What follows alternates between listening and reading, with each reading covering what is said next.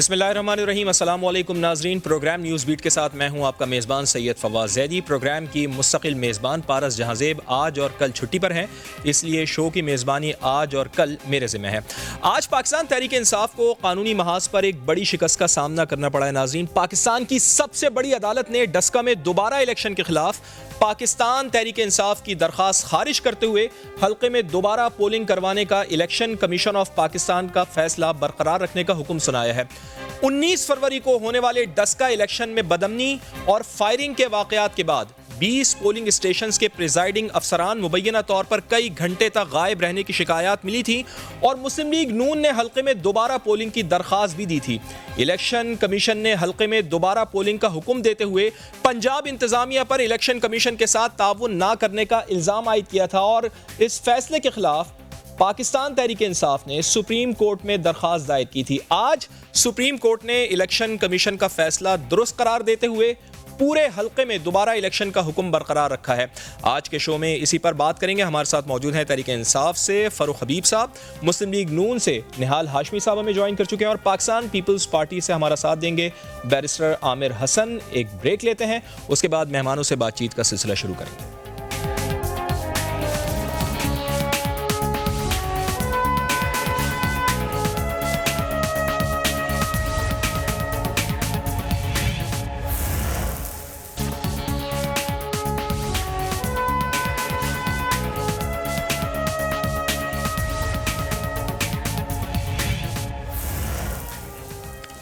Programme में एक बार फिर खुशामदीद। हमारे मौजूद मेहमान हमारे साथ मौजूद हैं। तो फ़ारूक हबीब साहब, पहले आपसे शुरू करते हैं। सुप्रीम कोर्ट से फ़ैसला आ गया है आज डस्का इंतखाबात के हवाले से।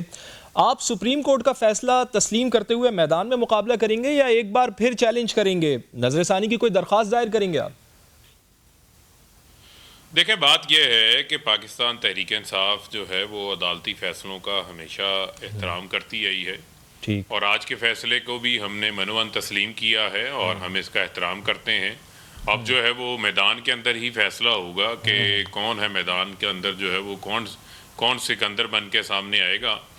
और जो हमारा मौक़िफ़ था वो हमने अदालत के सामने रखा और मौजूद अदालत है, पाकिस्तान की सबसे बड़ी अदलिया है, उसका फ़ैसला जो है वो हमने कबूल किया है। और आप यहाँ एक बात जहन के अंदर रखें कि आज किसी ने ना किसी जज के ऊपर तनकीद की, ना ही फ़ैसला ख़िलाफ़ आने के ऊपर किसी इदारे के ऊपर हमला हुआ, ना ही जो है वो एक मुनज़्ज़म कैंपेन की सोशल मीडिया पे चलाई गई। इसी हालिया दिनों लास्ट समात के ऊपर इसी बेंच के एक मोअज़्ज़ज़ रुकन जज साहब हैं, उनके ख़िलाफ़ जो है वो मरियम नवाज़ का जो पेड सोशल मीडिया ट्रोल्स हैं, उन्होंने एक पूरा ट्रेंड बना दिया था पकड़ के। और जिस किस्म की ज़ुबान इस्तेमाल की गई वो मैं आपके टीवी के ऊपर बैठ के नहीं कर सकता।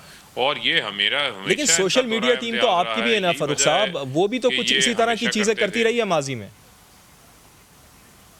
देखें, बात ये है कोई माजी में ऐसी चीज़ नहीं है। हमने को सुप्रीम कोर्ट के ऊपर हमला कर दिया, हमने को अदालतों के ऊपर हमला कर दिया, यहाँ हमने तौहीन अदालत की। यहाँ पर तो इनके ऐसे लोग नुमाइंदे इनके बैठे हुए हैं जो तौहीन अदालत के ऊपर फारिग हुए हैं। पनामा केस के दौरान जो जिस किस्म की ज़बान इस्तेमाल की गई, उसके बाद क्या ज़ुबान इस्तेमाल की गई, किसी से ढका छुपा है। जो इदारा इनके ख़िलाफ़, जो फ़ैसला इनके ख़िलाफ़ आता है वो इनको लगता है कि फ़ैसला कहीं और से लिखवाया गया है। जो फ़ैसला इनके हक़ में आता है वो इनको कबूल कर लेते हैं। ये एक प्रिंसिपल रख लें ना, एक असूल तय कर लें कि भाई अदलिया आज़ाद है, वो लेकिन फ़ारूक साहब, ये तो पाकिस्तान का सियासी कल्चर है ना, हर पार्टी यही करती है। आपके खिलाफ फैसला आ जाए तो वो बुरा है और अगर हक में आ जाए तो वो अच्छा है। एक मिनट नहीं, देखें, बात यह है, बात दलील से होती है ना। हमारे खिलाफ आज फैसला आया तो हमने उस फैसले को मनवन तस्लीम किया। आज हमारी ही दौरे हुकूमत के अंदर जजेस को टेलीफोन करके फैसले तो नहीं लिखवाए जा रहे, इनके तो जस्टिस रिटायर्ड कयूम के साथ टेपें सामने आ जाती थी।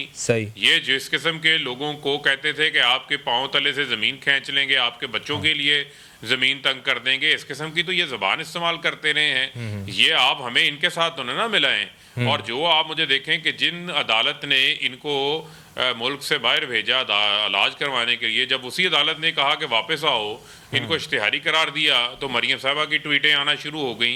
ये पूरी क़यादत से लेकर नीचे तक इन्होंने ये कल्चर बना के रखा हुआ है। यही तो वजह है कि इनको सिसिलियन माफिया अच्छा, आप ये कह रहे हैं ना, आप जिनकी तरफ उंगली उठा रहे हैं, हमारे दौर में इदारे आजाद हैं जी, जिनकी तरफ इशारा कर रहे हैं, निहाल हाशमी साहब भी हमारे साथ मौजूद हैं, पाकिस्तान मुस्लिम लीग नून के रहनुमा। निहाल हाशमी साहब, बहुत शुक्रिया आपके वक्त के लिए। आज तो बड़े खुश होंगे आप, फैसला हक में आ गया है आपके, मुबारक हो आपको बहुत बहुत निहाल हाशमी साहब। हाँ, आज जुम्मा था, बिल्कुल। अमूमन ये देखने में आया कि जुम्मे के दिन आपके मुखालिफ फैसले आते हैं, लेकिन आज हुकूमत के मुखालिफ ही फैसला आ गया। आज तो कम से कम सुप्रीम कोर्ट की तारीफ कर दें निहाल हाशमी साहब। बिस्मिल्लाहिर्रहमानिर्रहीम। ज़ैदी साहब, मेरा नाम निहाल है तो मैं हमेशा खुश रहता हूँ, रेल में हूँ या जेल में हूँ। सही सही। मेरे भाई ने अभी जो बात की, बड़ा एहतराम है हबीब के लिए, वेरी डायनेमिक यंग मैन, मगर उनका अदराक नहीं है। जो मेरी तकरीर थी उसको पूरा पढ़ लें, और मैंने ये हलफ पे लेके, और मैं खुद बाकलम खुद ये कह रहा हूँ कि मैंने आपके खिलाफ नहीं कहा था। अदालतें इंसाफ करती है, हिसाब नहीं मांगती है। मैंने कहा था हिसाब मांगने वालों, हिसाब मांगने वालों कहा था, और मैंने वहाँ पर भी कहा था, और मेरा अल्लाह जानता है मैंने नहीं कहा था। तो चले, आप फिर भी इल्ज़ाम लगाएंगे, कबूल है, सरे खम तस्लीम। सही। देखिए जनाब, हम फैसलों का एहतराम करते हैं मगर उससे इख्तलाफ रखते हैं। मगर अच्छा, ये हमारी तारीख है ज़ैदी साहब। जुल्फ़िकार अली भुट्टो से लेके नवाज शरीफ के JIT तक बहुत मुतनाज़ा फैसले आए हैं। क्या कोई मानेगा कि जुल्फ़िकार अली भुट्टो या मौलवी तमीज़ुद्दीन वाले केस, हम गूंगे बहरे नहीं हैं। मैं तालिब इल्म, आइन का, कानून का एहतराम है, और देखें सुप्रीम कोर्ट का एहतराम है। हमने कपड़े टांगे नहीं है सुप्रीम कोर्ट में, शलवारें नहीं टंगवाई हैं। हमें एहतराम है, और फ़र्द का, हर किसी का एहतराम है। मगर अगर कोई किरदार अपने दायरे में रहते हुए काम करे तो फिर दुनिया के अंधा लंगड़ा लूला उसे एहतराम करता है, और जजेस के फैसले बोलते हैं, रिमार्क्स नहीं बोलते। अगर हमें एहतराम ना होता तो नवाज शरीफ साहब 150 बार अदालतों, नैब की अदालत में जाते रहे हैं। तो हम करते थे, करते हैं, करते रहेंगे। फैसले का एहतराम करना सबका फ़र्ज़ है, इख्तलाफ करना भी आपका हक़ है। सही है। तो अगर ये फैसला आया, ये कोई अचंभे की बात नहीं है, क्योंकि इलेक्शन कमीशन इंडिपेंडेंट इदारा है, और आप मीडिया जो है उसकी आंखों से हमने देखा जिस तरह से डेस्का में खौफ व हिरास फैलाया गया, जिस तरह से पूरी दुनिया ने देखा कि 10 प्रिजाइडिंग अफसर, 20 प्रिजाइडिंग अफसर गायब हो गए, पूरी दुनिया में देखा हलाकतों को और ज़ख्मी होने वालों को। उसके बाद भी अगर आप खुली आंखों से मक्खी निगलना चाहें तो फिर कौन सी जमहूरियत की बात करते हैं। देखिए, जो फैसला है यही होना था। ये फैसला जो सबूत है, सही है, उसकी बुनियाद पे आए हैं। अब इनको तैयारी, और ये पहले भी हार चुके थे। मैं यही पूछना चाह रहा हूँ, चाह रहा हूँ कि आप कह रहे हैं कि चलें ये फैसला तो आ गया और ये अच्छा फैसला है आपके बकौल, सुप्रीम कोर्ट का फैसला बिल्कुल आया है, लेकिन असल मुकाबला तो अब मैदान में होना है। इसके लिए क्या तैयारी की है निहाल हाशमी साहब? देखिए जी, तैयारी तो पाकिस्तान के अवाम ने और डस्का के अवाम ने की हुई है कि वो आज जो आटा 30 से 75 पे ख़रीद रहे हैं, जो चीनी 40 से 100 पे ख़रीद रहे हैं, जो पेट्रोल 60 से 110 पे ख़रीद रहे हैं, जो बिजली नवाज शरीफ के दौर में 9 रुपये का था आज 23 रुपये का ख़रीद रहे हैं, वो हिसाब बराबर करेंगे, वो वोट को इज्जत देंगे। देखिए, वोट या किसी से मोहब्बत तब की जाती है जब उसे उम्मीद होता है कि इससे हमें बाय एट लार्ज, हम आवाम को कुछ नहीं देते हैं, हम एक माहौल देते हैं, हम उनके घर में सुकून देते हैं, हम इंसाफ देते हैं, हम लोगों को खर्दोनोश की चीज़ें सस्ती देते हैं, हम उन्हें सुकून देते हैं।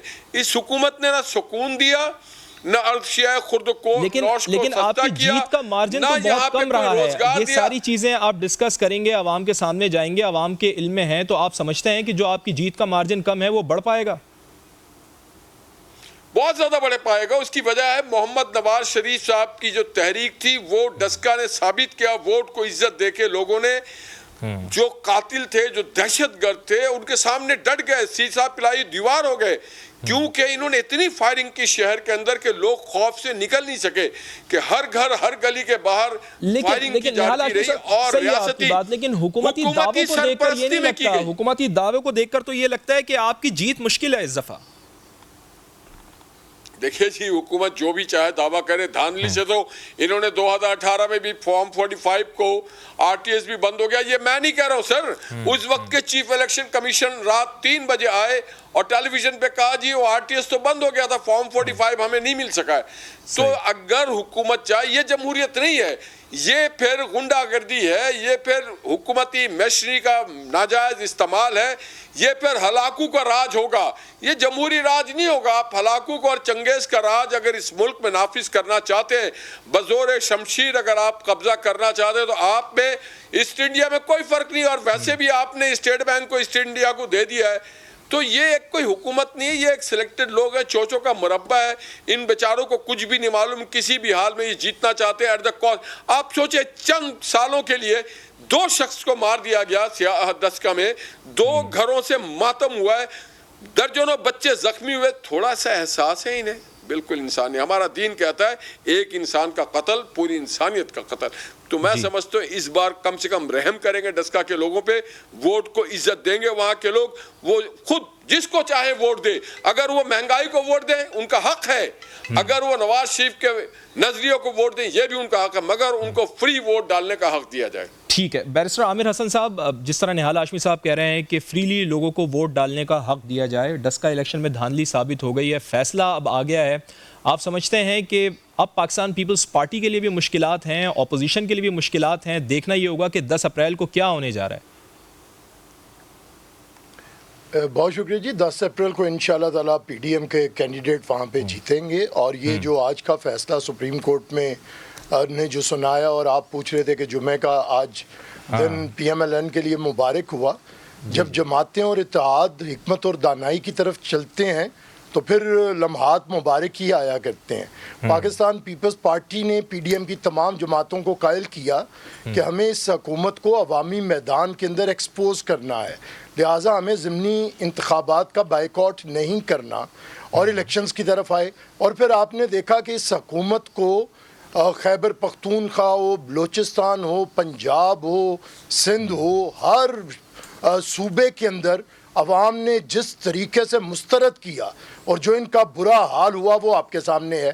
फिर कौमी असम्बली के अंदर जो इनका वज़ीर ख़जाना था उसे शिकस्त फाश दी कि उसे इन्हें कैबिनेट से निकालना पड़ा, ये एक बहुत बड़ी कामयाबी थी सेनेट के इलेक्शंस के अंदर। तो आज भी पाकिस्तान पीपल्स पार्टी समझती है, लेकिन जिस इत्तेहाद की आप बात कर रहे हैं ना बैरिस्टर साहब, वो इत्तेहाद तो अब झगड़े की तरफ बढ़ रहा है। देखिए झगड़े, हम बहरहाल एक सियासी इत्तेहाद हैं, एक सियासी जमात नहीं है। एक सियासी जमात के अंदर भी बहुत सा इख्तलाफ राय होता है, तो पीडीएम तो एक सियासी इत्तेहाद है, हमारा कोई मंशूर एक नहीं है, कुछ मुश्तरका पॉइंट्स हैं जिसके ऊपर हम आगे बढ़ रहे हैं। और उन मुश्तरका पॉइंट्स के जो समारात अब तक आए हैं पीपल्स पार्टी की मुशावरत के साथ, मैंने वो आपके सामने रखे हैं। जी। और आप खुद बताएं कि जब से हमारी मूवमेंट स्टार्ट हुई है लास्ट सितंबर से, हमारा नुक्ता अरूज यही रहा है, ज़िमनी इंतखाबात में इस हुकूमत को शिकस्त देना, कौमी असम्बली के अंदर इन्हें शिकस्त फाश देना, सेनेट के अंदर इन्हें एक्सपोज करना, ये था हमारा काम। क्योंकि सेनेट में भी पीडीएम जीती है, लेकिन अब तो एक्सपोज कर दिया ना, जीते हैं। और ये है बैरिस्टर साहब कि आपने सबको एक्सपोज कर दिया है, हुकूमत को एक्सपोज कर दिया, अब अगला स्टेप बढ़े ना, आगे स्टेप लें, इस्तीफे दें, पीडीएम को भी बरकरार रखें, हुकूमत को घर भेजें। अब क्या मुश्किल है? देखें ज़ैदी साहब, हमने अगला स्टेप आपकी मर्जी से तो नहीं लेना, मर्जी नहीं, तो बिल्कुल है, आपका राइट है, मर्जी चलेगी। अगर मुझे मौका दे दें, अगर मौका दे दें जी। नहीं, सवाल अभी नहीं बनेगा ना, अभी उससे ज़बरदस्त सवाल बनते हैं ना। आपको सवाल ये करना चाहिए था कि अब आप कौमी असम्बली के अंदर तहरीक अदम एतमाद कब लेके आ रहे हैं? ये हुकूमत जो अब बिकाऊ हुकूमत भी है सिलेक्टेड के साथ, इमरान खान साहब की अपनी मिथ के तहत जो ये कहते थे बिकाऊ माल हैं 15 लोग, अब ये जो बिकाऊ सिलेक्टेड हुकूमत है, इनके जो 15 लोग हैं उन्हें साथ मिलाएं, कोई 15 और साहब शामिल होंगे, इनके खिलाफ अदम एतमाद लाना है। हमें पंजाब के अंदर हमजा साहब को चीफ मिनिस्टर बनाना है, वो यहाँ पे कौमी असम्बली में तहरीक अदम एतमाद की बात कर रहे हैं, आपके तो ऑपोजिशन लीडर को ही नहीं मान रही, नून लीग तस्लीम ही नहीं कर रही है गिलानी साहब को, फिर कैसे आप आगे बढ़ेंगे? नहीं, ऐसी कोई बात नहीं है। मैं बताता हूँ, ऐसी कोई बात नहीं है, एक दूसरे को हम मानते हैं और मानना पड़ता है। सियासी हकीकतें कुछ भी हों, उन्हें एक दूसरे को मानना पड़ता है। हमारे बड़े इख्तलाफात रहे होंगे बहुत सारे लोगों से, हो सकता है मेरा टेम्परामेंट ना मिलता हो कि मियाँ शहबाज शरीफ साहब वाला मतलब अपोजिशन का, वो ज़रा बड़े आराम से करते हैं, खामोशी से करते हैं, ज़्यादातर अपोजिशन का रोल प्ले नहीं करते, लेकिन बहरहाल वो हमारे लीडर ऑफ द अपोजिशन है, मानना तो पड़ता है। इसमें मर्जियाँ नहीं चलती, इसमें सियासी हकाइक चलते हैं। और अगर मैं किसी को मानूंगा तो कोई मुझे मानेगा, अगर मैं किसी का इनकारी होऊंगा तो फिर कोई भी मुझे नहीं मानेगा। तो इस तरह की कोई बात नहीं, आप बेफिक्र रहें। पीडीएम में एक इतनी बड़ी हकीकत है, ये पाकिस्तान पीपल्स पार्टी ने तख्लीक किया है, हमारे एक इजलास के अंदर हुआ है और इसने इस हुकूमत को एक्सपोज करके रख दिया है। बैरिस्टर साहब, पीडीएम आपकी बात मान रही है, वो कह रही है कि चलें जी आप सबसे आखिर में इस्तीफे दे दीजिएगा। ये बात तो पीडीएम आपकी मान रही है, लेकिन इस्तीफे आप दें, ये बात तो है। लेकिन आप ये बताएं ना, तो आप पीडीएम की भी बात माने ना। नून लीग कह रही है कि आप सेनेट में तहरीक अदम लेकर अदम एतमाद लेकर आए, वहां पर आपके नंबर पूरे हैं, वो क्यों नहीं लेकर आ रहे आप? देखें, ये मामला तो सरबराही इजलास जब पाकिस्तान डेमोक्रेटिक मूवमेंट का होगा उसमें हो जाएगा। हम लोग अपने मसाइल जो हैं वो टॉक शोज़ के अंदर इत्तेहादी जमातें हल नहीं करती। हमने ये बड़ी मुश्किल से इत्तेहाद बनाया है। PMLN 2 साल तक खामोश रही, मियाँ साहब खामोश रहे, मरियम बीबी अपनी वालदा की वफ़ात के गम में रहीं 2 साल तक और ये खामोश रहे। लेकिन हम तो बोल रहे थे ना, हमारी बड़ी कोशिशों से अपोजिशन बहाल हुई है भाई। हम किस तरह दोबारा गूंगी स्टेज में जाना चाहेंगे?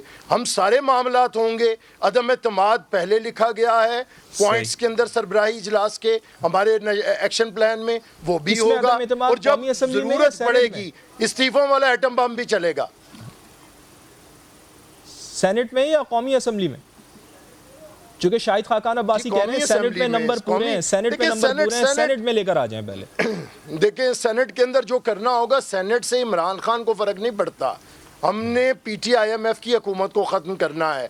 सेनेट में हम ले भी हैं अपना चेयरमैन सेनेट, लेकिन लोगों को महंगाई से निजात नहीं मिलेगी, लोगों को बेरोज़गारी और गुर्बत से निजात नहीं मिलेगी। इसके लिए सिलेक्टेड कठपुतली को घर भेजना पड़ेगा, जिन्होंने मुल्क को ये कुर्बानी के बकरे बनाए हुए हैं। रोज़ कुएं से बाल्टियां निकाल के पानी पाक नहीं होता भाई, कुएं से कुत्ता निकालना पड़ेगा। अच्छा, मुझे फरूक हबीब साहब की तरफ जाना है। बैरिस्टर साहब, एक फाइनली बस इसका मुझे जवाब दे दें कि पीडीएम के प्लेटफॉर्म से आप लोगों ने इंतखाब लड़ा था। जब डस्का का इंतखाब हुआ था तो पाकिस्तान पीपल्स पार्टी ने सपोर्ट किया था नून लीग के उम्मीदवार को। अब की दफ़ा क्या फ़ैसला किया है? 10 तारीख को इंतखाब होना है, क्या इस दफ़ा भी आप नून लीग के उम्मीदवार को सपोर्ट करेंगे, अपना कैंडिडेट लेकर आएंगे? हमारा कोई कैंडिडेट नहीं है। 75 पे PMLN के कैंडिडेट को हम सपोर्ट कर रहे हैं, हमने पहले भी किया था। और पाकिस्तान पीपल्स पार्टी इतनी बेहौसला जमात नहीं है।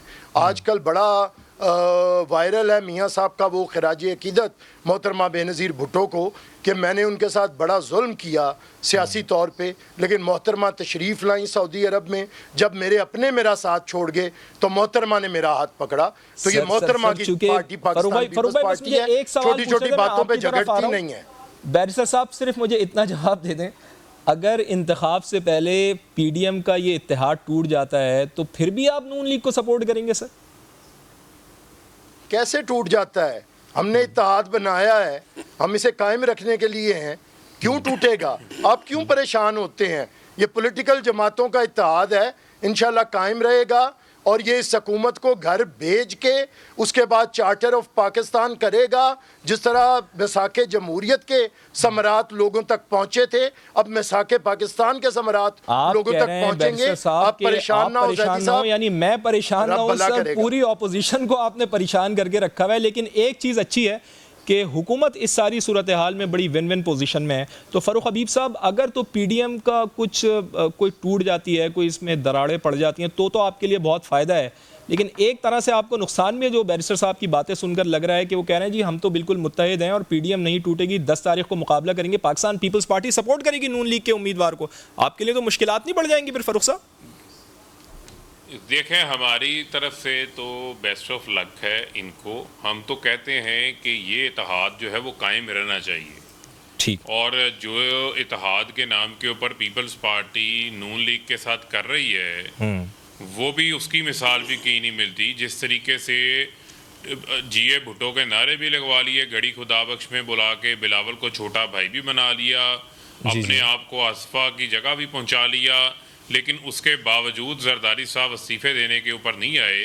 तो अगर टिश्यू पेपर की तरह इस्तेमाल होते रहना है, हम तो कहते हैं ये इत्तेहाद जो है वो कायम रहना चाहिए। और दूसरी बात ये है कि आप आज कह रहे हैं जी कि हम हमजा को जो है वो वजीर आला बनाना चाहते हैं, तो अच्छा भुट्टो साहब की रूह को जो है वो सुकून पहुंचाया जा रहा है कि आज जहां एक वक्त होता था कि पंजाब में पीपल्स पार्टी की हुकूमत होती थी, यहाँ पर आज पीपल्स पार्टी को जो है वो कैंडिडेट नहीं मिलता। यहाँ पीपल्स पार्टी के जो कैंडिडेट होते हैं वो खड़े होते हैं तो उनके वोट नहीं होते, वो किसी खिलाड़ी के स्कोर होते हैं जो क्रिकेट के दौरान उसने किए होते हैं, उतने की वोट निकलते हैं। मामला क्या है इनका मसला ये है कि जो ये गेम यहाँ पर करना चाहते हैं, मुझे आप ये बताएं कि वहाँ पर तो आज पीडीएम की स्टीयरिंग कमेटी का इजलास हुआ जिसके अंदर पीपल्स पार्टी एएनपी को बुलाया ही नहीं। इनको तो वो फैसला करके बैठ गए हम शो काज नोटिस इशू करेंगे, उनको ये बुला नहीं रहे, ये उनके पीछे पीछे भाग रहे हैं। और ये जो इस्तीफों का एटम बम है, ये तो इन्होंने खुद कुछ हमला कर लिया है। ये पीडीएम की जमातें एक दूसरे के ऊपर खुद कुछ हमला कर रही हैं। इन्होंने तो लड़ना था हुकूमत से, ये आपस में लड़ पड़े। इन्होंने तो लड़ना था चेयरमैन सेनेट का इलेक्शन, ये आपस में ऑपोजिशन लीडर के इलेक्शन पे लड़ पड़े। उसमें पीपल्स पार्टी जीत गई, नून लीग हार गई। नून लीग बच्चों की तरह हारने के बाद उस दिन से इनका रोना धोना ही नहीं बंद हो रहा, उस दिन से ये चुप ही नहीं कर रहे। ये सूरत हाल सारी आपके सामने है और वो कह रहे हैं कि हम उसको नहीं मानेंगे, वो कह रहे हैं हम उसको नहीं मानते।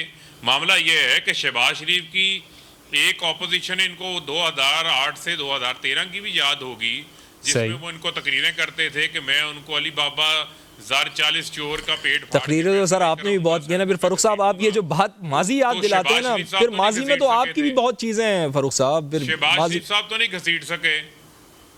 नहीं, मैं तो बात कर रहा हूँ ना कि इतना मासूम नहीं बन जाना चाहिए। सर आप भी तो बात करते थे ना सर कि जो करप्शन करेगा, बात की जा रही है। आज आते हैं उस पर भी आते हैं। मैं तो आपको बात क्या बताना चाह रहा हूँ, जो मामला है आप ये देखें कि पीपल्स पार्टी का एक रवैया रहा कि पंजाब से शहबाज शरीफ ने इनको फारिग कर दिया था। इनको मरकज से पीएमएलएन बाहर आ गई थी 2008 में इस्तीफे दे के कैबिनेट से, लेकिन पंजाब में पीपल्स पार्टी शहबाज शरीफ की हुकूमत को छोड़ने को तैयार नहीं थी। वो 2.5-3 साल वजारतें लेके इक़्तिदार के साथ चिमटे रहे। उसके बाद उनको ज़बरदस्ती एक 52 लोगों का फॉरवर्ड ब्लॉक बना के क्यू लीग का अपने साथ शहबाज शरीफ को खड़ा करना पड़ा था, पीपल्स पार्टी को साथ से उतारने के हवाले से। तो मामला ये है कि ये एक दूसरे की कितना एहतराम करते हैं। आप कह रहे थे हमें सिलेक्टेड कह रहे थे, वो भाई आपके अपने लीडर ने लाहौर में ही खड़े होके मरियम सफदर को, उनके ख़ानदान को, नवाज शरीफ को सिलेक्टेड कह के गए हैं, वो आपको सिलेक्टेड कह रहे हैं। तो पहले आप तो फैसला कर लेना कि आप दोनों में से सिलेक्टेड कौन है, किसने कौन सिलेक्टेड होता रहा है और कौन जो है किसको सिलेक्ट होने के ताने मिल रहे हैं। पहले अपना फैसला तो कर लेना। ठीक है, पीडीएम कुछ नहीं रह गया। अब पीडीएम की हवा निकल चुकी है पीडीएम के गुब्बारे से। चले नुक्ता आ गया आपका फारूक साहब, नुक्ता आ गया। निहाल हाशमी साहब से पूछ लेते हैं। निहाल हाशमी साहब एक चीज़ तो ये बता दें कि ये सिलेक्टेड कौन है, और फिर दूसरा ये बताएं कि पाकिस्तान पीपल्स पार्टी आपको सपोर्ट कर रही है पंजाब में, हमजा शहबाज को वजीर आला बनाए, आखिर क्या वजह है? हमजा शहबाज को क्यों आगे नहीं आने दे रहे? और इधर सपोर्ट कर रही है कराची में 249 में। सर सुन तो क्या कह रहे हैं फारूक साहब? आपने आमिर भाई की कराची में मिफ्ता इस्माइल पे नहीं सपोर्ट कर रहे 249 पे। अच्छा भाई, उनको क्यों नहीं कर रहे निहाल साहब? तो आपके कराची के साथी हैं भाई। अच्छा ज़ैदी साहब, अगर आप मैं बोलूं? जी सर बोलें। आप हमसे जो सवालात कर रहे हैं हमें बिल्कुल अच्छा लग रहा है, बुरा नहीं लग रहा है, मगर आप प्लीज़ ये सवाल करें और मुझसे करें कि रियासत में जो हुकूमत होती है उसका काम क्या होता है। तो उसका काम होता है खारजा, दिफा, दाखिला, ख़जाना, ज़राअत, रोज़गार, बिजली, पानी। आप सवाल इनसे हमारे हवाले से मत करें प्लीज़। आप इनसे पूछें जब आप आए थे खारजा पॉलिसी क्या थी, जब आए थे इस मुल्क की इंडस्ट्री के क्या हालात थे, आज वो खारजा पॉलिसी कहाँ है, आज इस्लामी उम्मा ब्लॉक कहाँ है, उस वक्त क्या कश्मीर एक डिस्प्यूटेड लैंड था, क्या इंडिया को इतनी हिम्मत हुई थी 2018 को कि जनाब वो 370 ख़त्म कर दे। आप ज़रा पूछें कि उस वक्त पाकिस्तान एक्सपोर्ट करता था गंदम, उस वक्त चीनी एक्सपोर्ट करता था, आज इंपोर्ट क्यों कर रहा है, और वो भी हिंदुस्तान से कर रहा है गंदम और चीनी। उस वक्त पूछें बिजली की बिल क्या थी, गैस क्या मकदार क्या था, पेट्रोल की कीमत क्या थी, सीपैक था, क्या $60 बिलियन आ रहा था इस मुल्क में, लोगों को रोजगार मिल रहा था, नौजवानों को लैपटॉप मिल रहा था, वजीफे मिल रहे थे, रोजगार मिल रहे थे, और फिर इंफ्रास्ट्रक्चर बन रहा था। आपने जो इतने लोन ले लिए, दूध और शहद की नहरें आपके दौर में चल रही थी सर। निहाल हाशमी साहब इसमें कोई शक नहीं है, लेकिन मुझे ये बताएं हमजा को क्यों नहीं सपोर्ट कर रहे सर आप? हमारे दौर में अगर दूध और शहर की नहरें नहीं बनी तो कम से कम लाहौर एक बागीचा का शहर था, साफ सुथरा था। आज तो गटर उबल रहे हैं, आज गटर बना दिया पाकिस्तान तो ले आए ना हमजा शहबाज को सर, दोबारा से ले आए ना, सुन तो लेना सर, पीपल्स पार्टी को मिलाएं साथ और हमजा शहबाज को ले आए। करप्शन का ये बेचारे हबीब के अलावा कौन सा इनका अपना आदमी है? ये जो गुलाम सरवर साहब हैं जिन्होंने पाकिस्तान के एविएशन इंडस्ट्री को बैठा दिया, क्या ये इनके आदमी है? क्या उमर अयूब साहब इनके आदमी है? क्या जनाब शाह महमूद कुरैशी साहब इनके आदमी है? क्या फिरदौस आशिक साहब इनके आदमी है? आप बताएं ना, फिर किसके आदमी साहब इनके नर्सरी का? आप बताएं ना, ये सारे आप बता दें जिन्होंने करप्शन किए। देखिए ये कैबिनेट पूरी माफिया की कैबिनेट है, और मैं नहीं कह रहा हूं, ये हर रोज हर हफ्ते एक आदमी को आज सुना कि जनाब दाऊद हबीब को निकाले, पहले उनको आपने भाषा डैम का ठेका दे दिया, कल आपने नदीम भाई, कैप्टन जिम्मेदार है, कैप्टन जिम्मेदार है इस मुल्क की तबाही का, और कैप्टन जो है कैबिनेट का, जिसे सिलेक्टेड निहाल हाशमी साहब आप सारी बातों का जवाब दे रहे हैं, मुझे मेरे सवाल का जवाब नहीं दे रहे कि बिलावल भुट्टो जरदारी हमजा शहबाज को वजीर आला पंजाब बनाना चाह रहे हैं, आप उनका साथ क्यों नहीं दे रहे? सादा सा सवाल है जनाब, ये पीडीएम के इजलास में पीडीएम वाले जब ये फैसला करेंगे, जैसे आमिर ने कहा, हम इत्तेहाद में हैं, ये इतना कमज़ोर और नाजुक इत्तेहाद नहीं है, वहाँ पे सारे जमात के सरबराहान बैठेंगे। हम टॉक शो में तो देखिए ना, चाय के कप पे तो हम हुकूमत नहीं बदलते, हमारे लिए बड़ा मुश्किल काम नहीं है, मगर हमने अपने जो पीडीएम के सरबराहान हैं, जो स्टेयरिंग कमेटी, उसके फैसले में ये चीज़ें फैसले होती है, हमारे फैसले नहीं। मैं ये आमिर जो है ये फैसले नहीं करेंगे, फैसला करने दे जो रहबर का। हम एक डिसिप्लिन के मातहत हैं, हम मौजूदा गवर्नमेंट की तरह तहत नहीं है कि हम डिसिप्लिन। आज तो वो कह रहे थे शेख रशीद साहब कल कि कागज़ की जहाज़ उड़ाते हैं जहांगीर तरीन, जब जमा कर रहे थे वो अपने जहाज़ पे एमपी और एमएनएस को ढो के ला रहे थे और ज़बरदस्ती मफलर उड़ा रहे थे उन्हें पीटीएम के झंडे का, पीटीआई के झंडे का, उस वक्त उनको ख्याल नहीं है। देखिए पाकिस्तान के लोगों ने इनको मुस्तरद कर दिया, 9 इलेक्शन में से नौशेरा के भी इलेक्शन में इनको इबरतनाक शिकस्त हुई है, और तमाम इंशाअल्लाह ताला पाकिस्तान के जो लोग हैं वो हिसाब बराबर करेंगे। चलें, आप 10 का इलेक्शन के हवाले से दावा कर रहे हैं कि नून लीग वहाँ पर कामयाब होगी, और हुकूमती जो रुकन फ़ारूक हबीब साहब वो ये कह रहे हैं कि पाकिस्तान पार्टी को, पाकिस्तान मुस्लिम लीग नून को, पीडीएम को शिकस्त होगी और पाकिस्तान तहरीक इंसाफ को वहाँ पर कामयाबी होगी। एक ब्रेक लेते हैं नाजरीन, और ब्रेक के बाद जब दोबारा वापस आएंगे तो हमारे मेहमान हमारे साथ मौजूद हैं, उनसे पूछेंगे ब्रॉड शीट की जो रिपोर्ट आई है उससे मुताल्लिक। ब्रेक के बाद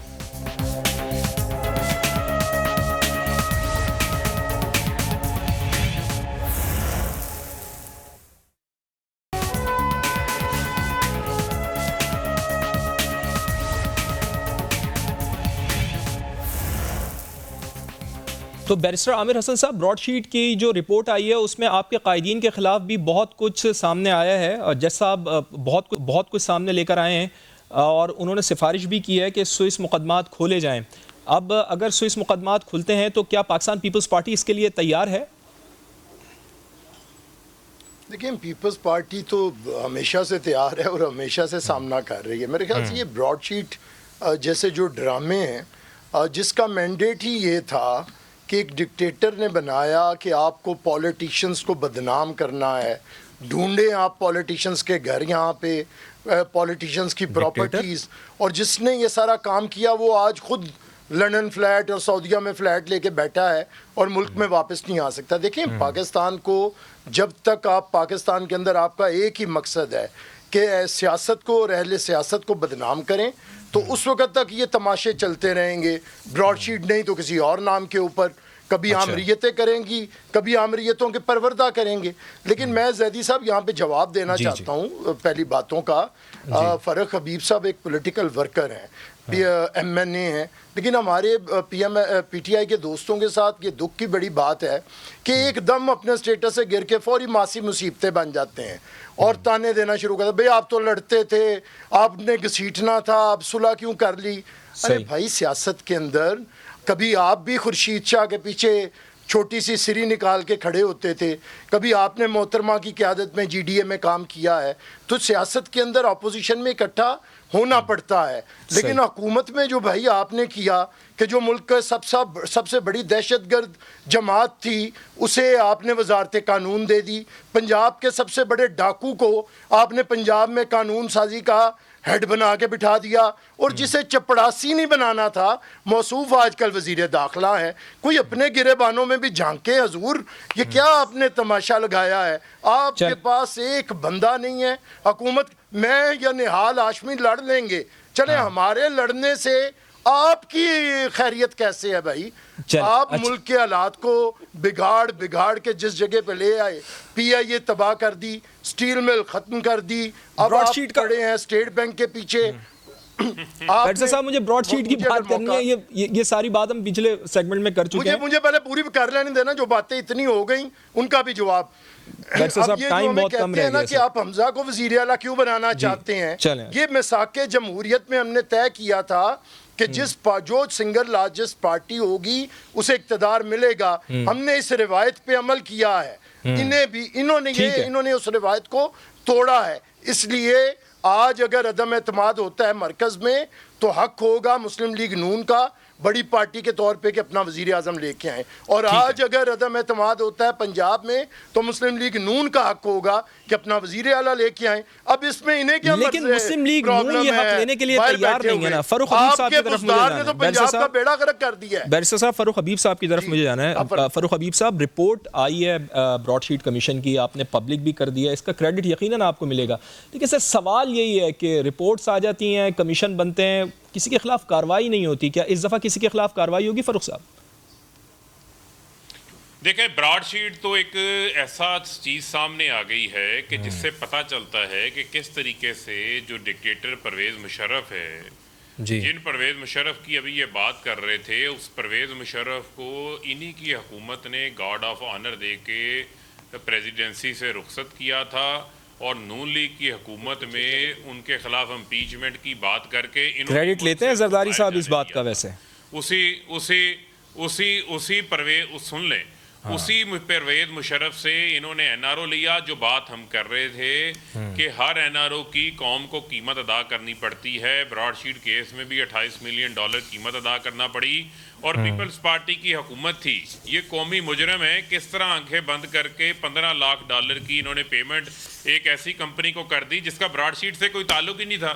ब्रॉडशीट तो वो तमाम हकाइक को सामने लेकर आई है। वो बता रही है कि 2011 से 2017 तक जो नैब का दौर था वो स्याह तरीन दौर था, जिसके अंदर हुदैबिया का केस भाई मैंने नहीं बनाया था, आपका रहमान मलिक ने बनाया था। उसी हुदैबिया केस के ऊपर आप बड़ा क्रेडिट लेते थे। उसके ऊपर नैब ने हाई कोर्ट के फैसले के खिलाफ अपील नहीं की थी जाके, और जो उसमें हुआ वो आपके सामने है। ब्रॉडशीट का एक क्लासिकल एग्जाम्पल है कि किस तरह एक वर्दी में एक डिक्टेटर को इन्होंने ब्लैकमेल करके NRO ले लिया था। तो इमरान खान को तो ये जितनी आज इनकी कहानियाँ, जितनी आज इनकी आपस में एक दूसरे के साथ मिलना गिलना इत्तेहाद की कहानियाँ, ये सब वही NRO के लिए था। मैंने इनको कहा कि आज अगर इन्होंने कहते हैं मुल्क ख़राब हो गया, मुल्क ये ठीक करेंगे। 40 साल में 3 बार इक़्तिदार आपके पास था, वो भी ख़राब ठीक आपने करना है तो ख़राब किसने किया था? 3 बार आपको इक़्तिदार के मौके मिलते रहे हैं। आज भगौड़े बन के सागदार मुल्क से बाहर बैठे हैं, नवाज शरीफ मुल्क से बाहर बैठे हैं, जरदारी साहब इसी वजह से तो उनको कह रहे हैं कि आ जाएं भी मुल्क में वापस मिल के बैठ के जेलों में जाने को तैयार होते हैं। जरदारी साहब की बात आपको समझ नहीं आ रही, आप अपनी बात सुनाना शुरू किए हुए हैं। ब्रॉडशीट के अंदर मैं समझता हूँ कि हकाइक सामने आए हैं। इनके दौर में तो ना रिपोर्ट कमीशन बनता था, ना रिपोर्ट आती थी, बल्कि रिकॉर्ड को जला दिया जाता था, बंदा रास्ते से हटा दिया जाता था। जिस किस्म की इन्होंने जस्टिस अजमत शेख सईद के खिलाफ जुबान इस्तेमाल की, कमीशन को मतनादा बनाने की कोशिश की, वो जो उन्होंने बात की है भेड़ियों की आवाजों की, जो इस्लामाबाद में जो आवाजें आ रही थी, उन आवाजों ने उनका रास्ता नहीं रोक सके। उन्होंने अपना काम मुकम्मल कर दिया। अब ये खैर मनाएं, $60 मिलियन जो स्विस का सरे महल, जो जरदारी ने कहा था मेरा नहीं है, बाद में जब पाकिस्तान हुकूमत बेचने लगी तो जाके क्लेम कर लिया। उसके सबूत भी सामने आ गए हैं। वो किधर गए वाजिद शमसुल हसन, वो जो बैग लेके ट्रॉलियां लेके रिकॉर्ड गायब कर रहे थे, वो आपकी मीडिया ने दिखाया।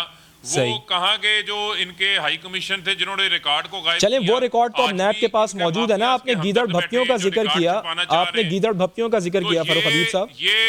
ये इनके खिलाफ एक बहुत बड़ा ब्रॉडशीट ने इनको एक्सपोज किया है।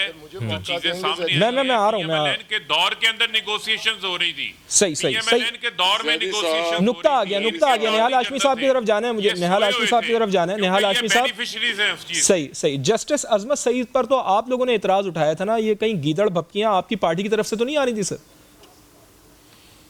सर एक बात, मैं एक वकील हूँ, मैं आपको कुछ नुक्ता बताना चाहता हूँ। जब आप किसी मुआहदे करते हैं तो उसको प्रोफाइल देखते हैं। ये ब्रॉडशीट या फ्रॉडशीट जो कंपनी थी, 1 महीना पहले ये बनी थी। कहाँ बनी थी आपको पता है? जिस जगह पे पैनामा बनी थी। अब उसको मुआहदा जिसने किया था, ये देखा जाए उस वक्त जस्टिस अजमत शेख साहब होते थे नैब में, उस वक्त के नैब के चेयरमैन से भी पूछा जाए, और उसके अकाउंट में सिर्फ इन्वेस्टमेंट जो थी उसकी, वो ऑफशोर कंपनी में $100 की थी, और उसकी क्रेडिबिलिटी में कोई भी क्रेडिट नहीं था। होना तो ये चाहिए था कि जनाब आप पहले चेयरमैन, पहले प्रोसिक्यूटर, पहले डीजी और उस वक्त के वकील को आप करते। टर्म्स ऑफ रेफरेंस के मुताबिक ये देखा जाता और कावे मुस्वी को बुलाया जाता कि आप बताएं हुआ क्या। जब इन्होंने $29 अरब दिया और किसी ने कहा कि जनाब एवन फील्ड को भी अटेस्ट कर दो, हुआ क्या आपको पता है? लंदन के आर्बिट्री अदालत ने मोहम्मद नवाज शरीफ साहब को कहा, ब्रॉडशीट को, कि इनको पेमेंट करो। आपने इनके खिलाफ गलत इल्जाम लगाया, आपने एवन फील्ड को गलत अटेस्ट। एक minute please, let me complete. उन्होंने कहा, एक मिनट लेट मी कंप्लीट। उन्होंने कहा जो ये एवन फील्ड में अटेस्ट किया था, जो इन्होंने, एक मिनट रिकॉर्ड आप गलत ना करें, मैं बीच में नहीं बोला हूँ। तो ये सवाल ले लेना, सवाल उठा रहे हैं ना, सवाल ले लेना, उसका तफसील से जवाब दे दीजिएगा ना। टर्म्स ऑफ रेफरेंस है, इसके टर्म्स ऑफ, देखिए इसके टर्म्स ऑफ रेफरेंस में ये नहीं था कि आप जी कोई और के टर्म्स ऑफ रेफरेंस था कि ये 29 अरब कब गया, क्यों गया, कैसे गया। ये टर्म्स ऑफ रेफरेंस था कि आपने एवन फील्ड को, तो ये ब्रॉडशीट था। हम सब आ रहा हूं, आपके पास भी आ रहा हूं। ये जाली कमीशन था, इसकी जाली रिपोर्ट है, वजीर आजम भी जाली है, सिलेक्टेड वजीर आजम, सिलेक्टेड कमीशन, सिलेक्टेड। टाइम बहुत कम रह गया फरूख साहब, जल्दी से सवाल करें। सवाल ले लें। और इसमें देखिए ना, लंदन में नवाज शरीफ साहब के मकान के हवाले से पैसे वापस किए 45 लाख। नवाज शरीफ जो है वो महल बनाते। एक मिनट सुन लें। वो महल नहीं हबीब साहब, आप चले जाइए कि एक फ्लैट है निहाल साहब, एक सेकंड निहाल साहब, कनाल पे महल कनाल बात सुन ले, टाइम बहुत कम रह गया। पाकिस्तान का सबसे बड़ा मकान जो है इमरान खान साहब के पास है। ओ भाई मेरे, उसकी कीमत कितनी है एवन फील्ड के महलात की, आपको पता है? वो सबको पता है कितने अरबों रुपए का वो महल है। आपने वो महल के कीमत लिखा दिए थे, और लंदन हाई कोर्ट ने मुंह पे दे मारा कि जनाब आप इनको पेमेंट करें, हरजाना भरें। ना एवन फील्ड के बारे में बता सके, ना कतरी खत के बारे में बता सके। फरूख साहब बिल्कुल आखिरी मिनट है प्रोग्राम का। बैरिस्टर साहब आप बिल्कुल नहीं बता सके। जी बैरिस्टर साहब आप क्या कहना चाह रहे हैं? ब्रॉडशीट क्या है? फ्रॉडशीट है। देखिए बस लास्ट मिनट में बैरिस्टर साहब को कमेंट करता हूँ। मेरी अब दोस्तों से गुजारिश है कि मैंने दोनों को उनकी टर्न पे सुना है, मुझे सुनेंगे। निहाल साहब मैं समझता हूं अभी ड्राइंग, मैं समझता हूं आप कंटिन्यू करें, बोले क्या कह रहे हैं लीड से, बल्कि मैं समझता हूं कि पाकिस्तान के अंदर सियासतदानों को बदनाम करने का काम बंद करें। फरूख हबीब साहब के पास हुकूमत है, नैब है, जज है, प्रोसिक्यूशन है, यहाँ पे आके रोज़ हमें बद्दुआएं देने से तो काम नहीं बनेगा भाई। 40 साल से हमने मुकदमे भुगते हैं, उनमें हम बाइज्जत बरी हुए हैं, लेकिन अगर भी फिर भी आप सबके मुंह काले होने के बावजूद फिर काली जुबानों से हम ही को आप बद्दुआएं देना चाहते हैं, यार साबित करें ना। ठीक है, चूंकि मुझे चोर ना कहें, मुझे चोर साबित। हबीब साहब आप सबका बहुत शुक्रिया। अपने मेज़बान फवाद ज़ैदी को कल तक के लिए इजाज़त दीजिए। आपसे मुलाकात होगी कल, अल्लाह ने के बाद।